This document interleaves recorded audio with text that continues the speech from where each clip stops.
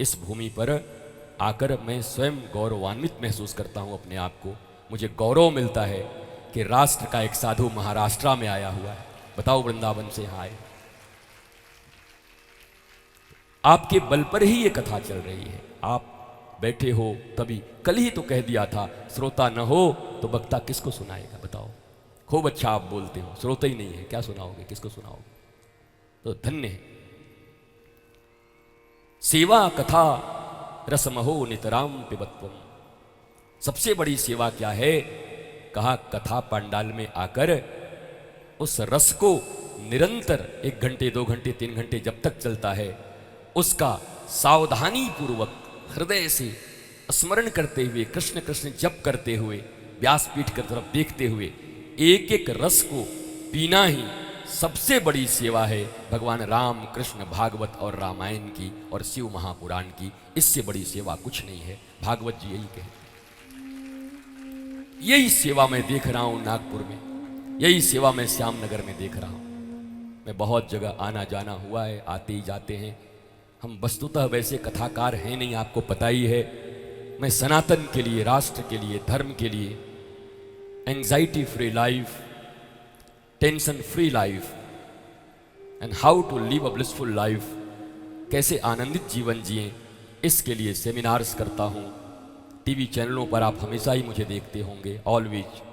भारत के किसी भी टीवी चैनल पर आप हमेशा देख सकते हैं। न्यूज़ के जितने भी चैनल हैं, तो मैं वो बोलता हूं, कथा कम करता हूं।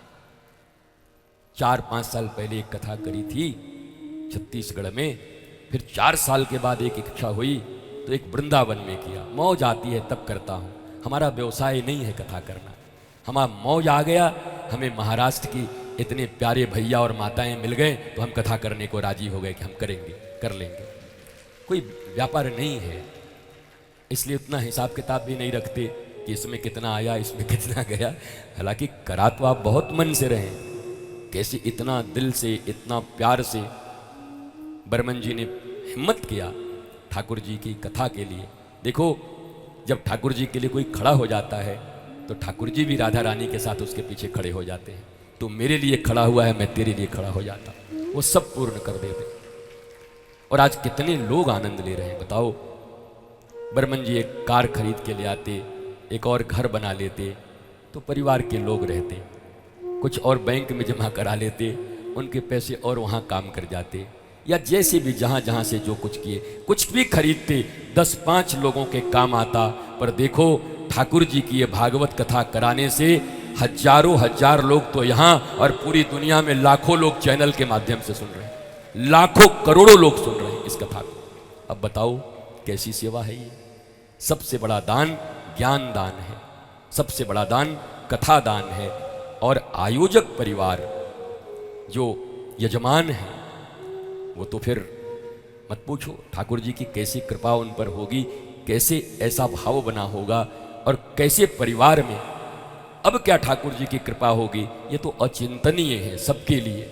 और आप सब मिलके भी आशीर्वाद दो कि ऐसे ही लोग भारतवर्ष में हों और निरंतर भगवत कथा चतुर्दिक चलती रहे, चारों तरफ चलती रहे। तो सबसे बड़ी सेवा है भगवान की कथा खूब आनंद के साथ सुनना। पूतना आई, अब आज भगवान ने पूतना के तरफ से आंखें बंद कर ली, क्योंकि भगवान अपवित्र लोगों को नहीं देखते। अपवित्र कौन है? कहा जो गुरु के ज्ञान को मानने को राजी नहीं है, वही अपवित्र है। गुरु प्रदत्त ज्ञान से जो अपने आप को दूर रखना चाहता है, अपवित्र उसी को कहते हैं। तुम भगवान की कितनी पूजा कर लो, पर भगवान ने अपनी लीला में सब बता दिया कि भैया पूतना की तरफ हम देखने वाले नहीं हैं। पवित्र जो नहीं है, हम आंखें बंद कर लेंगे, तार तो देंगे उसको भी, पर मार देंगे।